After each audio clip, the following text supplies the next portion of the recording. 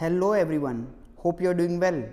Welcome to our YouTube channel Textbook Simplified, where we are discussing the second chapter of 11th Standard Gujarat Board Economics textbook. Till now we have uploaded 3 parts. This is the 4th part. In this we are going to discuss the concept of wealth. Wealth we have already discussed. Basically welfare we have to discuss. थोड़ा बहुत wealth का भी discussion करेंगे और welfare का भी हमें discussion करना है, right. So let us continue.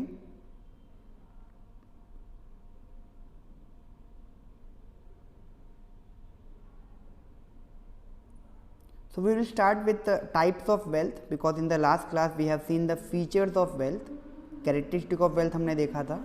अब हम types of wealth डिस्कस करने जा रहे हैं. So wealth can be classified as individual wealth and societal wealth, national wealth and international wealth. तो इंडिविजुअल वेल्थ और सोशल वेल्थ में क्या डिफरेंस होता है? तो जैसे कि आपको टर्म में ही समझ में आ रहा होगा कि इंडिविजुअल वेल्थ मतलब किसी एक व्यक्ति का जो वेल्थ होता है, और सोशल वेल्थ का मतलब जो पूरे समाज का हो, जो पूरी सोसाइटी का हो. ठीक है. सो wealth under the ownership of individual and meant for private consumption is called individual wealth. For example, a house. Wealth under the ownership of society and meant for collective consumption is called societal wealth. For example, dam.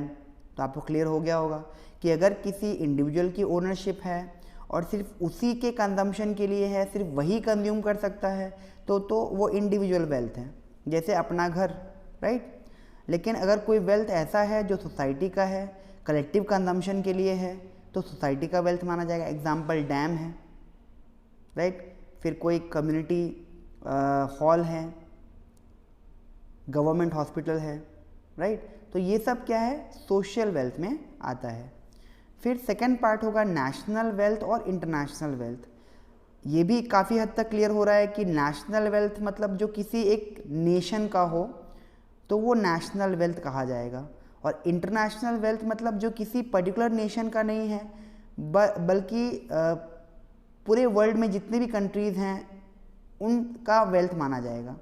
So wealth belonging to a nation and possessed and treasured by a nation is called national wealth. It helps to generate exchange value directly और indirectly for a nation. For example rivers, mountains, literature and scriptures, etc. International wealth is that wealth which is not owned by one nation but belongs to the whole world and can be shared by several nations. Okay? तो example के तौर पे जैसे कि अपने India में जैसे कि हमारा जो कि कोई पर्टिकुलर रिवर है या कोई फॉरेस्ट है, माउंटेनियस रीजन्स हैं जो इंडिया में है, इंडिया की बाउंड्री में हैं, तो वो नेशनल वेल्थ माना जाएगा. ओके. जैसे कि माइंस होते हैं, ओके, मिनरल्स हम उसमें से निकाल सकते हैं, तो वो नेशनल वेल्थ है. उनका यूज़ करके हम जो है पैसे भी कमा सकते हैं. और इंटरनेशनल वेल्थ मतलब जैसे ओशन है, ओके. अब जैसे इंडियन ओशन है तो वो सिर्फ इंडिया का तो नहीं है, राइट. बट जो कंट्रीज़ उसके बाउंड्री शेयर करते हैं, हर किसी का जो है इकोनॉमिक जोन है, वो वहाँ से वो एक लेवल लिमिट तक उसका यूज़ कर सकते हैं. तो कुछ ऐसे एरियाज़ जो किसी एक पर्टिकुलर नेशन का ना होकर सभी देश का उस पर अधिकार हो, वो एक इंटरनेशनल वेल्थ कहा जाता है. सारे ही देश उनका उपयोग कर सकते हैं. ठीक है. तो ये है नेशनल वेल्थ और इंटरनेशनल वेल्थ का डिफरेंस. अब ये वेल्थ का कॉन्सेप्ट क्लियर हो गया होगा क्योंकि हमने वेल्थ का मीनिंग देख लिया, उसके फीचर्स देख लिए, टाइप्स ऑफ वेल्थ भी देख लिया. अब हम वेलफेयर की बात करेंगे कि वेलफेयर क्या होता है. ठीक है. तो जैसा कि आप ऑलरेडी जानते ही होंगे कि वेलफेयर मतलब जब किसी का वेलबींग हो रहा हो, किसी का भला हो रहा हो, ओके, उसकी लाइफस्टाइल में इम्प्रूवमेंट हो रहा हो, तो हम कहते हैं कि वेलफेयर हो रहा है. So welfare means the enhancement of life situation, standard of living and overall state of improvement. The concept of welfare is used by all philosophies from spiritual science to economics. तो welfare हम कब कहते हैं कि किसी का welfare हो रहा है?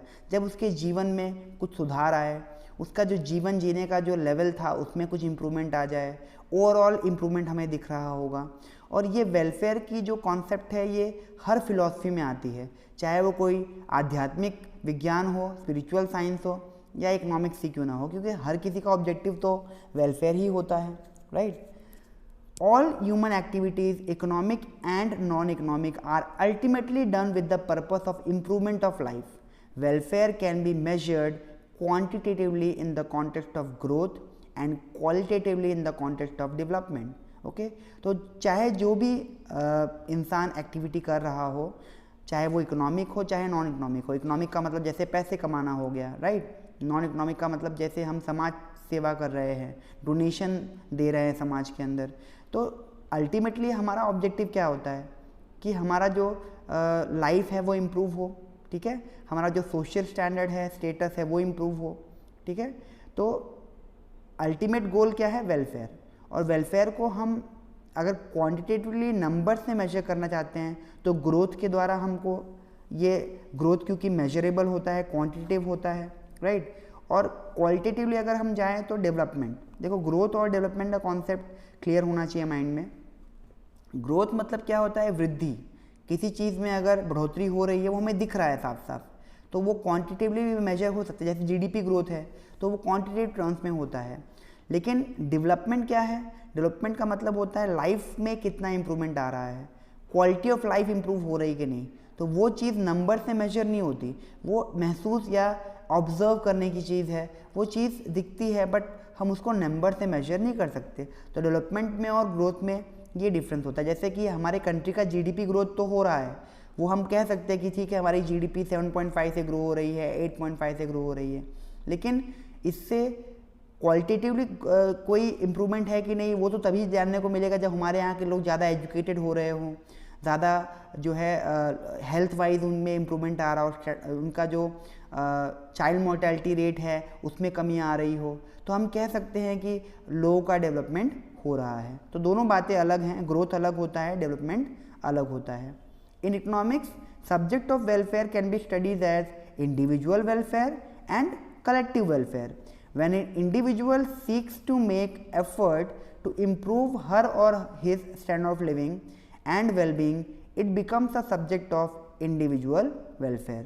ठीक है, तो जब कोई व्यक्ति प्रयास करता है अपनी स्टैंडर्ड ऑफ लिविंग को इम्प्रूव करने की, ओके, तो उसे हम कहते हैं कि वो इंडिविजुअल वेलफेयर है, ओके।